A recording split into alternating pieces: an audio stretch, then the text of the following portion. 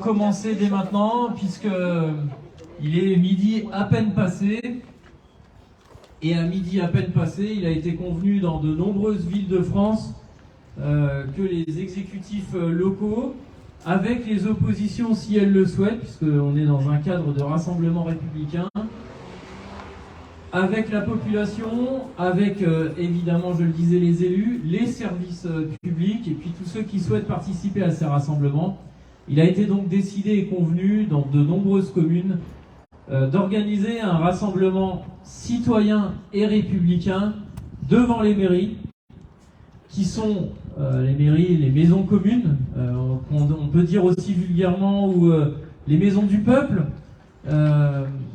de faire des rassemblements républicains au regard des événements qui se passent depuis maintenant un peu plus d'une semaine, Je laisse arriver un peu tout le monde. Je voulais, pour commencer, vous remercier toutes et tous de votre présence. Je dois reconnaître que ça a été décidé hier soir à travers l'association des maires de France. On a ensuite chacun diffusé les messages d'appel au rassemblement dans chacune de nos communes. Et donc tout ça s'est fait en un temps très court. Et malgré tout, nous sommes là un peu plus d'une cinquantaine. C'est bien pour le temps court de préparation. Et je voulais vous en remercier. Je remercie du coup les élus présents, les habitants, les agents du service public municipal qui sont également présents. Parce que évidemment, ce qui se passe depuis une semaine, ça nous concerne tous. Donc je vais revenir brièvement sur ces événements. Il est plus possible, évidemment, d'avoir affaire à des émeutes violentes, avec la violence comme elle peut se dérouler, une violence gratuite. Forcément, la mort de Nahel, dans les circonstances dans lesquelles elle intervient, n'est également plus possible. Il est plus possible que la police républicaine agisse, qu'on ait des jeunes qui meurent chaque mois, chaque semaine, chaque année, dans des circonstances telles qu'elles sont survenues à Nanterre. Il est également plus possible qu'il y ait un sentiment d'impunité générale où tout est permis, sans maintenir un certain ordre, un certain respect des règles. La mort de Nahel nous interpelle et il doit y avoir justice. Et la justice a commencé à agir, puisque le policier responsable des actes auprès du jeune Nahel est en détention provisoire. Il doit donc y avoir justice, et pour qu'il y ait république, il faut qu'il y ait justice. Les exactions de violence, le pillage, les attaques des services publics, les attaques aux personnes ne font pas république. Et c'est pas comme ça qu'on rendra hommage à Nahel ou qu'on travaillera à rendre justice au jeune Nahel. La mort de Nahel, la mort du jeune de Nanterre ne doit pas être un prétexte à tout et n'importe quoi. Les exactions de violence, les irruptions de violence que nous avons eues depuis maintenant plus d'une semaine sont, je le dis, une atteinte profonde à la République, à ses valeurs, et en premier lieu à ceux qui expriment par la violence un espèce de ras-le-bol général, s'attaquent à eux-mêmes. Les écoles attaquées, voire brûlées. Les médiathèques attaquées, voire les livres brûlés. Les centres sociaux, les bus. Tout ça constitue du ferment de nos services publics de proximité, dont les premiers usagers sont les mères, les pères, les frères, les sœurs, des personnes qui agissent, qui brûlent, qui attaquent. Et donc en faisant ça, ils s'attaquent à eux-mêmes. C'est les équipements qui sont attaqués, c'est maintenant les personnes de ceux qui sont au front, au quotidien, en proximité, pour essayer d'apporter du lien social, pour essayer d'apporter de la réduction des inégalités. Vous avez tous entendu parler de cette histoire du maire de Laëlle Rose qui s'est fait agresser physiquement, personnellement, à son domicile, sa famille s'est fait agresser, sa femme et ses enfants. On sort là du cadre républicain. Pour pouvoir vivre ensemble, il faut qu'il puisse y avoir des règles et il faut qu'on puisse s'entendre sur ces règles. L'impunité n'est pas possible. Je le dis très clairement, les personnes, les auteurs de ces actes doivent être jugés et sanctionnés. D'un autre côté, ces éruptions de violence mettent en lumière un mal profond qui parcourt notre République. Et je le dis, il faut avoir le courage dans les plus hautes instances de l'État, au plus haut niveau de l'État, de le percevoir. On ne pourra pas se contenter simplement de mesurettes qui éteignent le feu à l'instant T, mais qui ne traitent pas des causes profondes. On ne peut pas ghettoiser en permanence des zones géographiques de notre territoire. On ne peut pas concentrer la misère à un seul et même endroit. On ne peut pas en permanence faire reculer les services publics, et je parle principalement des services publics nationaux. On est dans une époque où on ne trouve plus de professeurs dans les écoles et on les recrute en job dating. On est dans une époque où on maintient un semblant de service public de la Poste, et à Fleury-Mérogis, on connaît bien le sujet, parce que le service public postal de notre ville est maintenu sur des horaires qui ne correspondent pas aux besoins des habitants, pour ensuite que la Poste puisse justifier auprès des élus locaux, auprès des habitants, comme quoi un bureau de poste à Fleury-Mérogis, finalement, ça n'a pas d'intérêt puisqu'il est peu fréquenté. Et bien moi je dis que si on mettait un bureau de poste à Fleury-Mérogis ouvert de 17h à 20h, le taux de fréquentation de ce bureau de poste serait largement supérieur par rapport à ce qu'il est aujourd'hui. On ne peut plus supporter à un moment donné que les transports en commun, chaque jour, soient plus synonymes de galère plutôt que de service public de la mobilité. Quand on est habitant en seconde couronne, en seconde banlieue, à Fleury-Mérogis par exemple, pour se rendre à Paris, chaque jour, chaque matin, c'est 1h30 dans le meilleur des cas quand tout va bien, c'est 1h30 le soir quand tout va bien, et il n'est pas rare que ça se transforme vite en 2h, 2h30 de temps de transport. On ne peut plus continuer où la première agence Pôle emploi est à Évry, où quand, encore une fois, les bus fonctionnent. Voilà. L'accès aux services publics par le numérique, l'accès à la CAF, l'accès à tous les services publics de la sécurité sociale et autres, ne peut pas passer uniquement par le numérique. Ce qu'on a besoin, c'est d'une présence humaine des services publics au cœur de nos villes, de nos quartiers populaires. Et donc le mal profond qui nous ronge aujourd'hui doit être, la réponse à ce mal profond doit être à la mesure de ce qu'il est.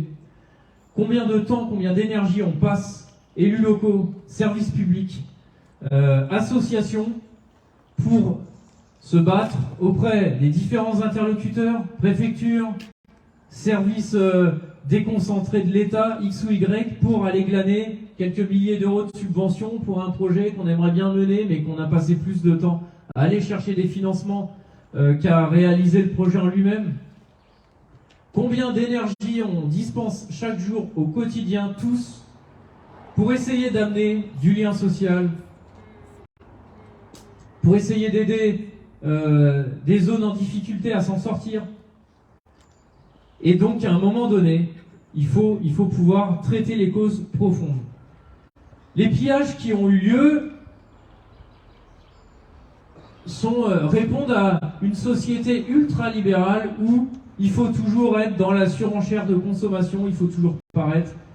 Et les seules valeurs qu'on inculque à nos jeunes, malheureusement aujourd'hui, les valeurs dominantes, sont des valeurs de consommation, qu'il faut avoir une grosse voiture, il faut avoir une belle montre, il faut avoir le dernier iPhone qui change tous les 2 ans.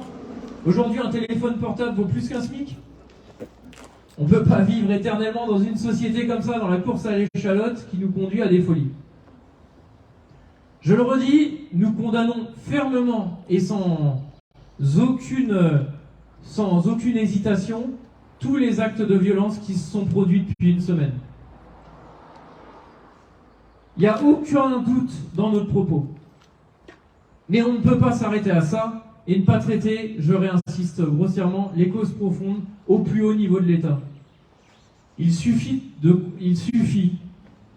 nous en avons marre, de constater chaque jour les inégalités qui ne font que s'accroître dans notre pays. Quand on a une minorité, une extrême minorité qui concentre des richesses parfois plus que certains États, et que de l'autre côté, on en est à recruter des professeurs en job dating ou à ne plus trouver d'infirmières, à attendre 6 heures quand on va à l'hôpital, à ne plus pouvoir mailler le territoire, avec de la médecine de ville. Tout ça constitue de décrochages territoriaux qu'il faut pouvoir analyser, qu'il faut traiter, et sur lesquels il faut avoir une ambition, une volonté politique déterminée. Nous avons besoin dans nos quartiers de recréer du lien social. Nous avons besoin d'animateurs, de médiateurs, d'éducateurs sportifs. Nous avons besoin de soutien à la scolarité. Nous avons besoin, je le disais, que les services publics de l'État reviennent dans nos territoires. Ils en sont partis depuis 30 ans, il faut qu'ils reviennent. Nous avons besoin d'effectifs de police, de la police républicaine au sens police ou gendarmerie. Nous avons besoin d'effectifs supplémentaires. Nous avons besoin de moyens dans nos collectivités territoriales, non pas parce que on s'engraisse ou on les cache ces moyens, mais parce qu'on a besoin de les réutiliser, on a besoin de rénover nos écoles, on a besoin de construire des structures de proximité. Et donc, il faut pouvoir changer de paradigme. Aujourd'hui, nous nous rassemblons là, je tiens à le dire encore, toutes et tous, acteurs du quotidien, acteurs du service public, dont je salue et je remercie l'engagement chaque jour, où on ne compte pas notre énergie, nos heures, au service de notre public. Et alors, j'ai peine à commencer à citer les services, parce qu'après, si jamais j'en oublie, je serai pris en défaut. Mais chaque jour au quotidien dans nos écoles, avant l'ouverture des écoles, après, chaque soir, le périscolaire, les animateurs, la réussite éducative, le service jeunesse, les services de la mairie qui essayent d'apporter le meilleur accueil aux habitants, d'apporter des réponses à des situations compliquées, des situations d'urgence. Et malheureusement, on en est à traiter l'urgence dans l'urgence. On ne traite même plus l'urgence, on traite l'urgence de l'urgence. Les constructions de logements qui sont à l'arrêt dans notre pays, aujourd'hui en Île-de-France, il manque 700 000 logements. On a 700 000 demandes en attente en Île-de-France aujourd'hui. Des gens qui attendent, des gens qui vivent en famille dans des T2. Ces situations doivent faire l'objet d'un vrai plan Marshall d'État et d'une vraie politique nationale avec des moyens déclinés et pas des petits moyens pour calmer l'incendie du moment. Ce que nous avons besoin, c'est des vrais moyens structurants de long terme. Quand on est dans une société où le métier de professeur, d'enseignant dans les écoles ne fait plus rêver un seul enfant, il y a un problème. Il y a un vrai problème. Quand les métiers de la santé ne font plus rêver, il y a un problème. Et donc, il s'agit maintenant d'y mettre les moyens en face. Je salue les services publics qui agissent depuis une semaine pour nettoyer la ville, pour éviter les incendies, pour essayer de parer aux dégradations des équipements publics. Je salue les habitants présents ici aujourd'hui, pour qui la République, ça veut dire quelque chose, qui sont heurtés par ce qui se passe depuis une semaine et qui sont attachés au maintien d'un cadre républicain, à son respect, et qui ne peuvent pas tolérer qu'on s'attaque à des écoles, qu'on s'attaque à des bus, qu'on pille, qu'on s'attaque à des mairies, qu'on brûle des livres dans des médiathèques. Ceux qui sont là aujourd'hui sont là pour dire que la République, ça représente quelque chose, que nous y sommes attachés, et que nous ne laisserons pas faire ça, mais qu'il y a une urgence, et qu'il faut qu'on puisse répondre collectivement à cette urgence. Voilà. Merci aussi à tous les élus présents. Être élu aujourd'hui du quotidien, c'est pas toujours une fonction facile, d'autant plus quand nous sommes élus locaux, élus de proximité dans les communes. Nous sommes les élus où on a vocation à être en contact quotidien avec le terrain, à essayer de résoudre avec nos petits moyens les problématiques du quotidien, à essayer d'aller interpeller les différents services de l'État avec le succès parfois relatif, parfois des vrais succès, des vraies victoires, mais parfois relatifs, pour essayer de démêler les situations du quotidien. Face à nous, on a parfois une administration d'État un peu lointaine, un peu déconnectée, où des personnes viennent nous pondre des plans en nous disant ce qu'il faudrait faire, alors qu'on le sait ce qu'il faudrait faire. Il faut d'abord, une partie importante de la solution et des réponses se trouve ici. Ici, pas qu'à Fleury-Mérogis, même si aussi à Fleury-Mérogis, mais auprès des gens de terrain, qui vivent le terrain, qui en font déjà un constat, qui en tirent des conclusions et qui sont capables de proposer des solutions. Mais il faut un tant soit peu qu'on puisse les écouter. Voilà, je vous remercie toutes et tous de vous être déplacés. C'est un symbole fort sur un temps court. Depuis le début de la prise de parole, on est même passé, d'autres nous ont rejoints. Et je tiens à dire que les services publics de Fleury-Mérogis sont mobilisés et continueront de l'être, les élus avec eux.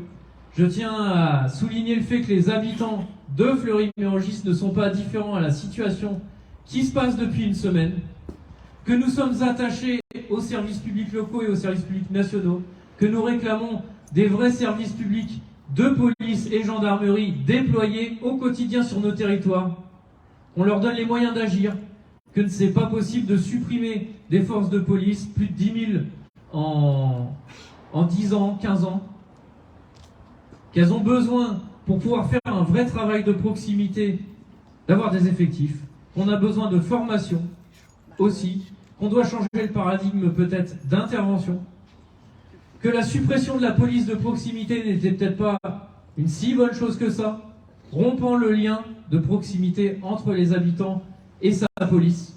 Je parle bien d'une police républicaine, c'est notre police. Oui, pas la police de Paris. Voilà, et je vous remercie toutes et tous. On est sur le pont depuis une semaine. On a multiplié les rondes pour préserver nos équipements publics. Ces rondes ont été à l'initiative aussi de citoyens dont je salue l'engagement, qui n'ont pas ménagé ni leur temps, qui n'ont pas compté ni ménagé ni leur temps ni leur peine, parce que les écoles, c'est notre patrimoine commun. Nos services publics, c'est notre patrimoine commun. Et donc, à partir de là, c'est un engagement républicain qui s'est traduit toute cette semaine, dans toutes les villes de France, d'Essonne et à Fleury-Mérogis. Et donc, c'est des choses sur lesquelles on peut bâtir. Je pense qu'il y a des vraies valeurs où on fait société, il faut retrouver du sens commun à tout ça. Et je sais que on peut compter sur vous toutes et tous. Je sais qu'on peut compter sur les associations qui, pareil, l'engagement bénévole est quelque chose qui est parfois mis à mal, qu'il faut au contraire valoriser, inciter. On a des ressources dans cette République, on a des ressources dans notre France pour passer les événements difficiles qui sont les nôtres aujourd'hui. On est face à un contexte historique où on est face à des défis énormes. On vient de sortir d'une pandémie de Covid. On doit faire face aux hausses de coûts liées à la guerre en Ukraine à 2 pas de chez nous. On est maintenant confronté à ces émeutes. Je sais que nous avons la capacité collective à relever ces défis. C'est le sens de la proposition aussi du rassemblement d'aujourd'hui. Et le fait que nous soyons nombreux n'est pas anodin. Merci à toutes et tous d'avoir été présents. On va compter mutuellement les uns sur les autres. L'idée étant de créer une dynamique collective, chacun dans son rôle, chacun dans ses responsabilités, mais on ne pourra pas évidemment faire sans les échelons supérieurs jusqu'au plus haut niveau de notre nation. Écoutez, on va voir comment tout ça, quelle traduction va être donnée à tout ça, quelles suites vont être données à tout ça. En tout état de cause, le fait de pouvoir se rassembler, j'allais dire aussi nombreux aujourd'hui, pour moi est une source positive, une source d'espoir sur laquelle on doit pouvoir s'appuyer. Je ne vais pas être beaucoup plus long Et surtout, restons attentifs collectivement aux suites à donner. Et à ceux qui ont répondu présent aujourd'hui, je leur dis qu'il y aura des suites. Je leur dis qu'on est peut-être le début de quelque chose, en tout cas le début du noyau des acteurs sur qui on peut compter pour mobiliser, pour interpeller, et puis surtout pour prendre soin de nos biens communs, de nos espaces publics. Je vous souhaite un très bon appétit, et écoutez, j'espère que l'été sera serein et apaisé. En tout cas, les services, là encore, se sont donné du temps et de l'énergie pour proposer au Fleuret du Mois un été de rencontres, de convivialité, un été où on se ressource, un été où on s'évade. À Fleury-Mérogis, c'est pas peu dire. Un été où moralement on souffle un peu et surtout où on prend du plaisir. Voilà. Et un été républicain où on puisse rassembler au cours d'événements multiples des habitants de tout quartier, de tous âges, pour ensemble faire ville et surtout faire société et faire république. Merci à toutes et tous, puis à très bientôt.